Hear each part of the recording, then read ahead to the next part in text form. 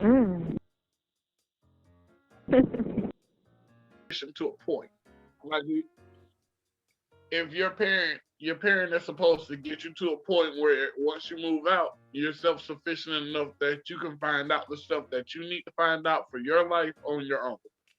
You're not necessarily following your parents' path anymore, but you're self sufficient enough that if you need, like, you know how to grocery shop, you know how to pay your taxes, or at least find somebody to do taxes for you. Just the little stuff you need to know how to be an adult without the specifics of what your life will automatically entail. Like if you get a job that's like in a laboratory setting, like you got to figure that shit out on your own. But the day to day stuff that you need to survive, you know how to do that and keep yourself alive.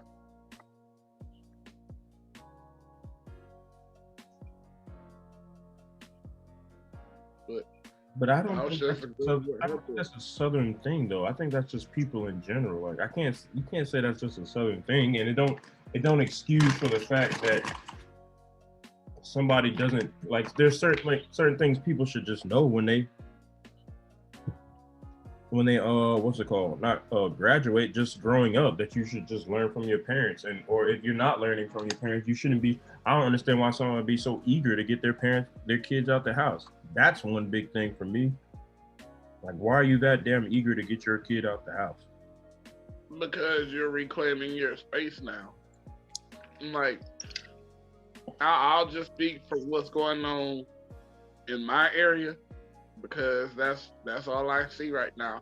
Like a lot of these parents are pushing their kids out because they don't want them in their space. Like I saw that a lot during the school year when parents were constantly trying to send their kids back to school, even though we were under a pandemic setting. Like we can't have all these kids in the building because it's unsafe right now.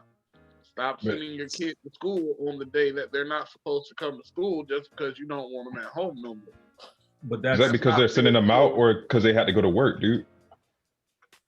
Well, That's what no, a lot of people use school for.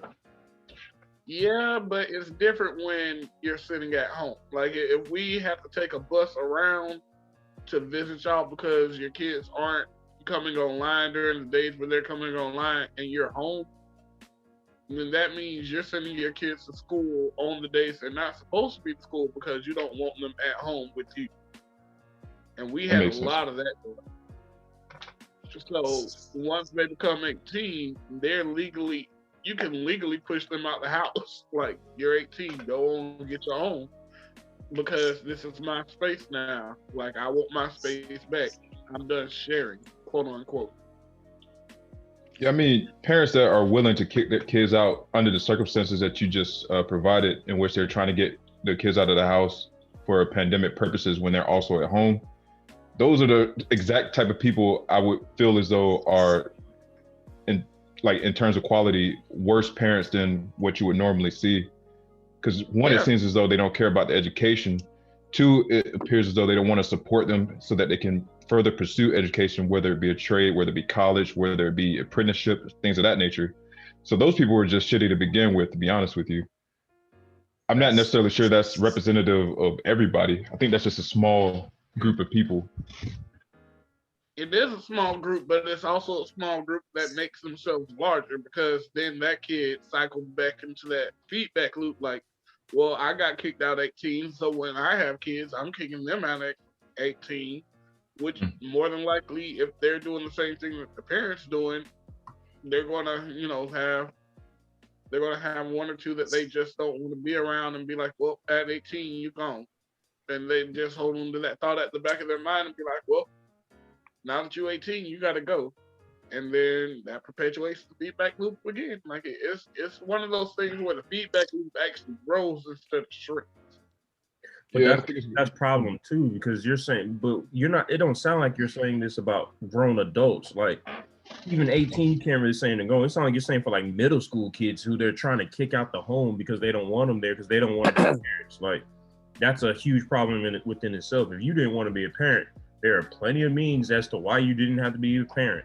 And I'm not talking about abortion or other things like that. I'm talking about conception, however you say it. Contraception. Yeah, I couldn't get the word out. Contraception. Well, when you have a kid, though, man, it's fiscally, and today's government is fiscally responsible to have a kid, just based on the amount of tax breaks that you get and the amount of government aid that you get. It increases with the amount of kids that you have. That's the game there. It's kind of like a double-edged sword. They're playing that game by having more kids, and then they're showing less love to the kids they have because they're just having them for tax breaks. So you're basically a paycheck to them. Exactly. And so if you're just a paycheck for 18 years, then like that, there is no camaraderie, there is no no parentship, or no parental bond between child and parent, and so if you don't have that parental bond, are you gonna teach that person anything? Not really. You're just gonna get them the bare minimum of what they have to do to get in and out your house every day for 18 years. Then you can send them off to wherever you want because they're not your problem anymore. Yeah, because you don't get support at 18. Once the kid turns 18, that's about it in terms of Social Security or Medicaid and all that. It's like, well, you ain't got to go home, but you can't stay here. And now that 18-year-old is like, what? But this is my home. And the parents like, the thing about that is, it's not. Figure it out. Yeah, probably gonna get a lot worse out here, man. They increased the amount of government support, and the rate of single motherhood is going up across the board, across all races. So I feel as though this is a problem that's going to perpetuate itself over time. Yeah. And that's why I brought it up, because it's a feedback loop that just grows. And so if you have if you have 2 or 3 generations that are just getting kicked out at 18 who don't know anything, then we're basically back in the Great Depression type situation where the masses are uneducated and they're just growing uneducated. Yep. So you get another baby boom, you get, you get all of that. I don't think we'll have another baby boom. It's just not enough money in the economy for the people that have kids to have a baby boom. Generally, people that have less education and are poor have the most kids from a statistical standpoint. The more educated you become, the less kids you have in all societies, which is unfortunate.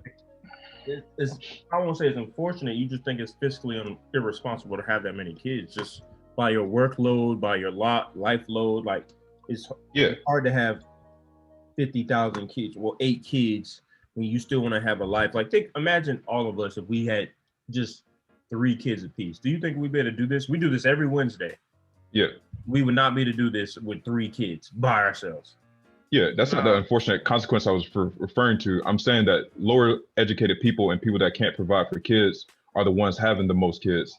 I would prefer the more intelligent, more fiscally well-off individuals to have kids because they can support them better and they can help them through school better. But it's the inverse of that. It's like the movie Idiocracy. What is it? Idiocracy? I was just about to bring that up. Yeah.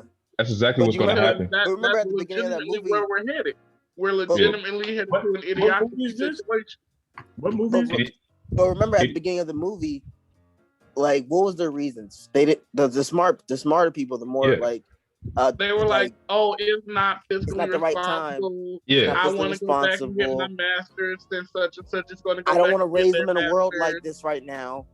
I want to wait. And meanwhile, while that's going on, the other couple are having a kid every time you interview them. Dang, I'm pregnant. Trash, bro. Dang, I'm pregnant again. The trailer, the trailer.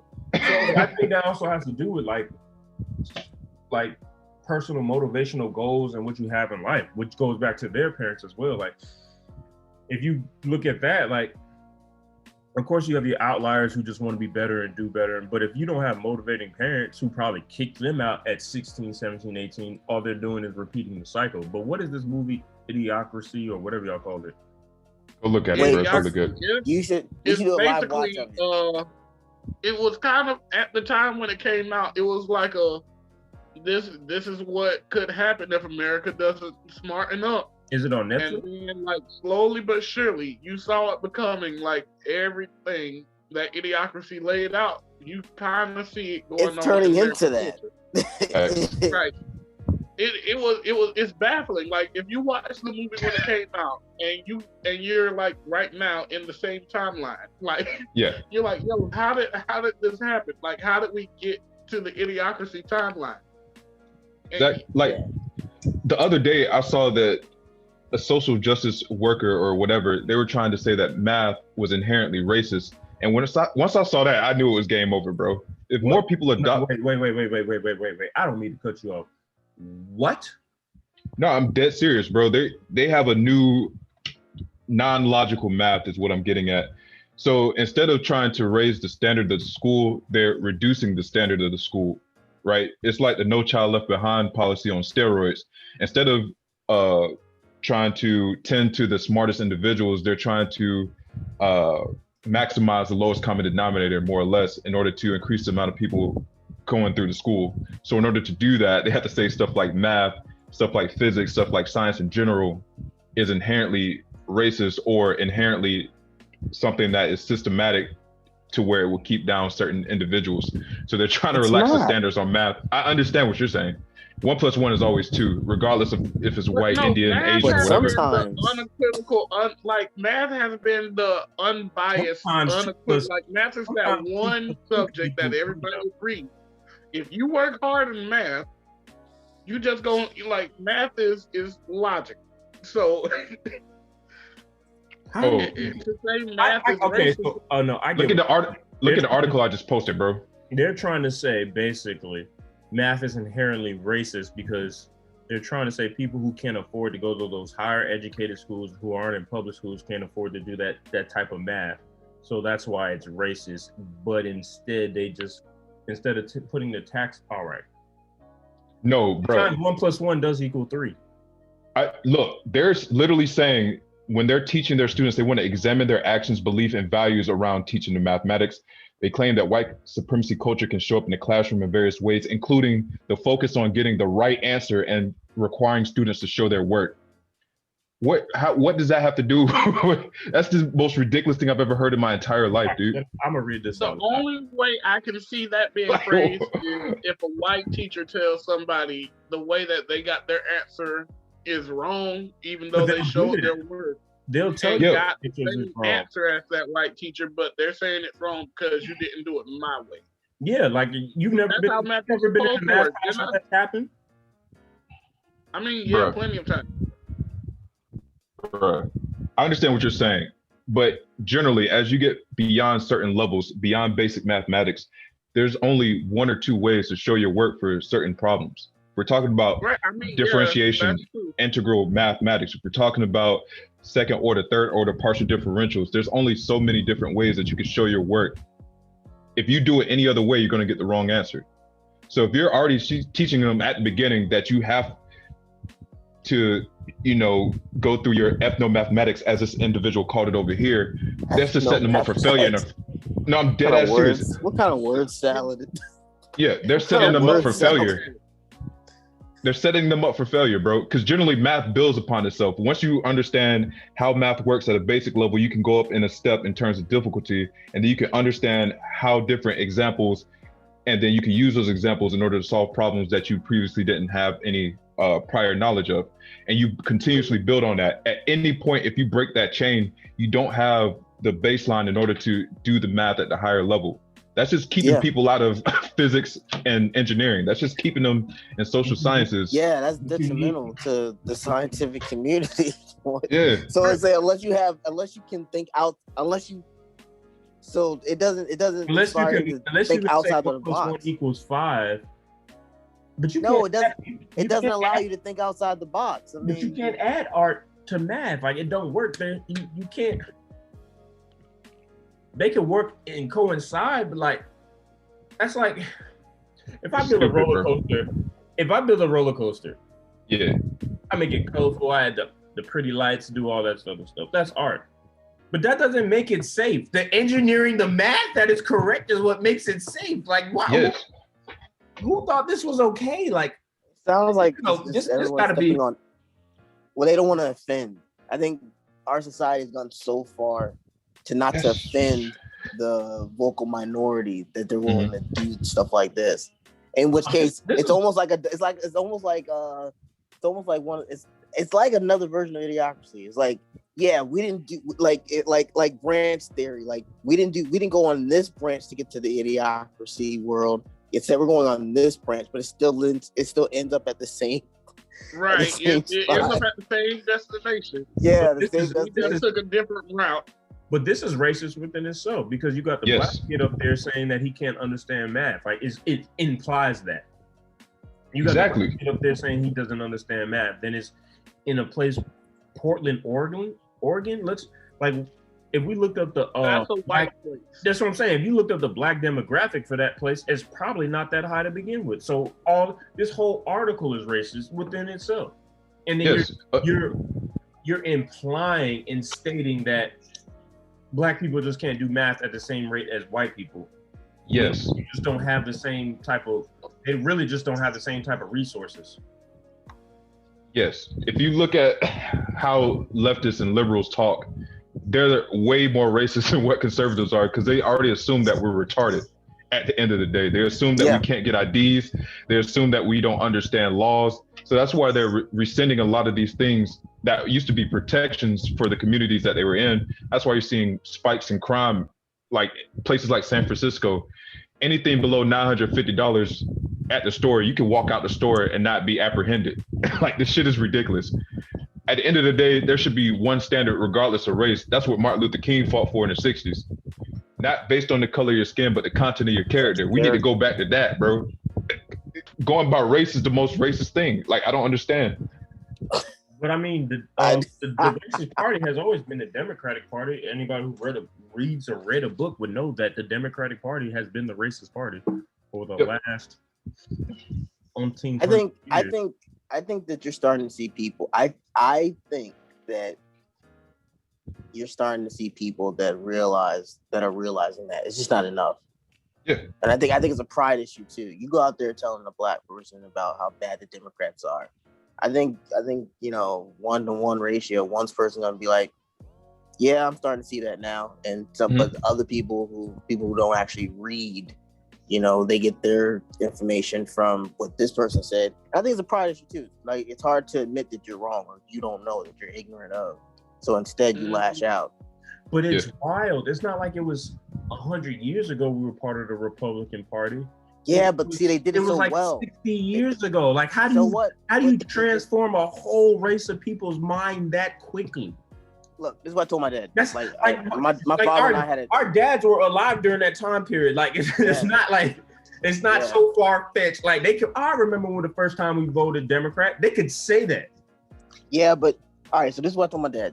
All right, so we were on a road trip, and he's Republican, and I was telling him about, like, we were listening to something, and his whole thing is like, he's like mad because it's just like he's kind of mad because he sees where it's going, and someone from our parents' generation, they see where it's going, and it's like something out of the Twilight Zone.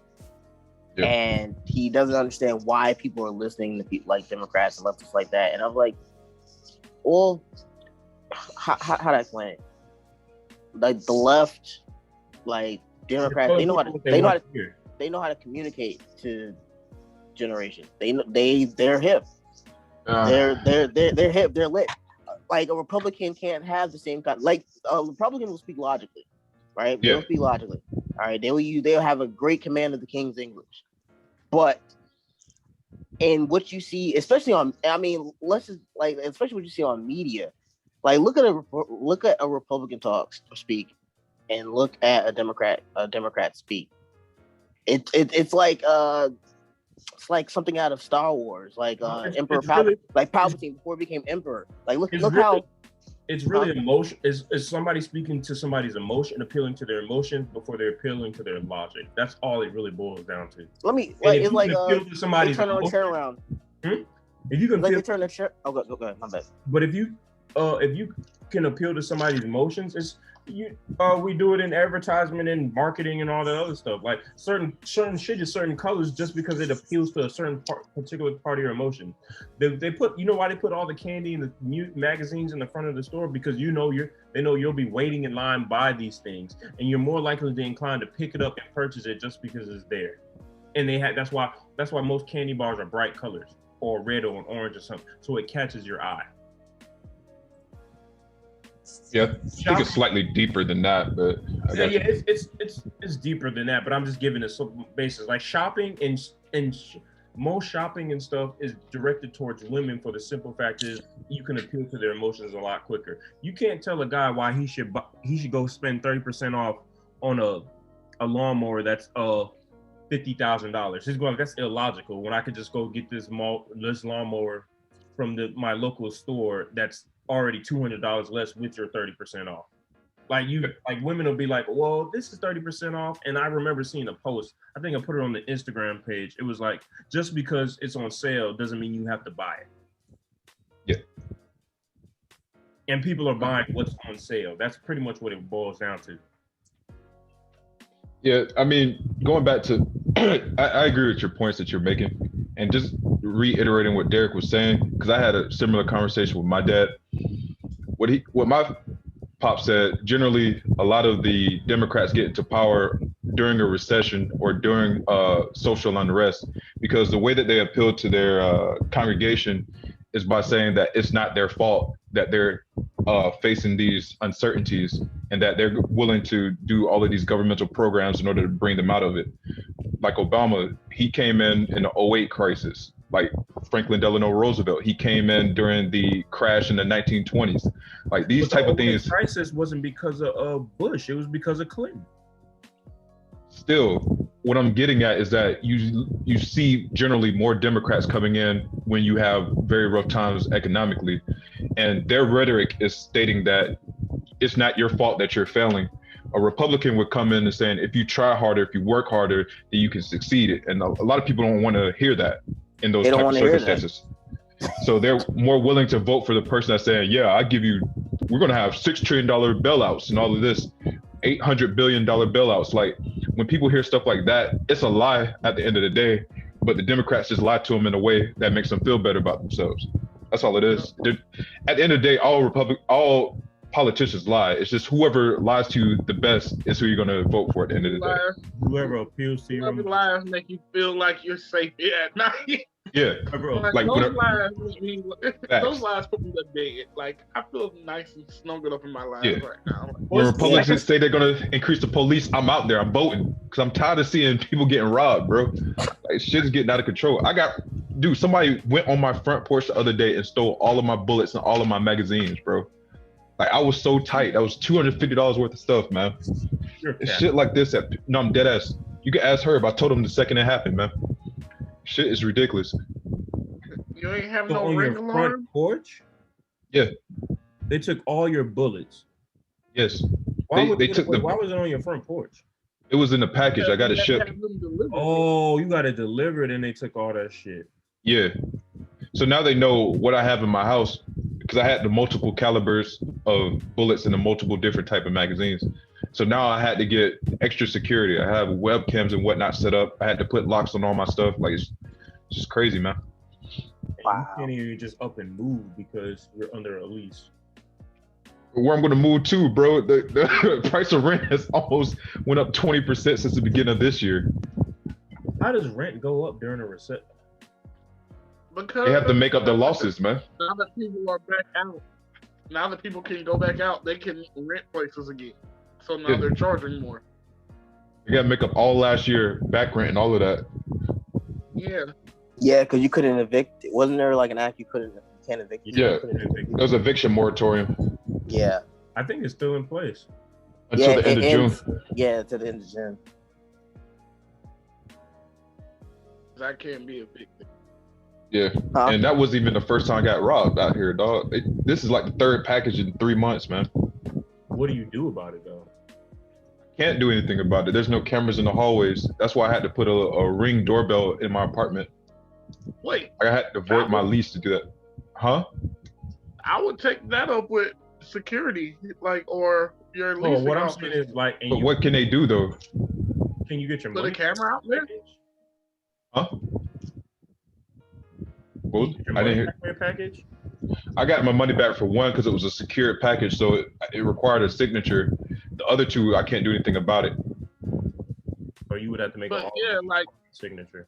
their leasing office should be if you told them you got robbed and they're not doing anything about it, then how is it a void on your lease to put a camera up for your own safety? Because the camera is outward facing, so I'm already voiding the security protocols of the building.